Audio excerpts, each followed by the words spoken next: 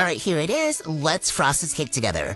In the last video, we crumb-coated and stacked this 3-tiered cake, and now we're gonna apply our buttercream finish. I love using a piping bag to apply my buttercream. I feel like it gives a more even layer of buttercream, and it's a lot faster in my opinion than adding it by hand, but everybody's different, so do what's best for you. I'm using my Oxy spatula to kind of press in any seams on each tier where I can still see cake in between the buttercream, and I'm doing that so it lessens the chance of air bubbles. Then I smooth out each top of each tier very carefully. You don't want to press into the layers underneath of the cakes.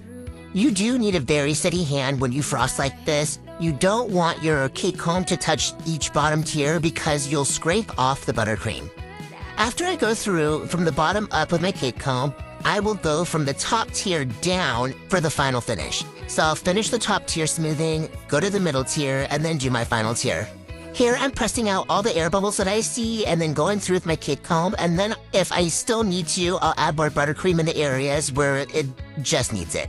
And then I'll re-smooth. I really like this technique. I can stand back and see where I need to add more buttercream. If my sides aren't even, if the cake is a little crooked somewhere, I can add buttercream to the other side to make it straight and even looking. I didn't trim off the excess buttercream on each tier because I think it looks more romantic, but it's totally up to you, and I have another video on how to do that next.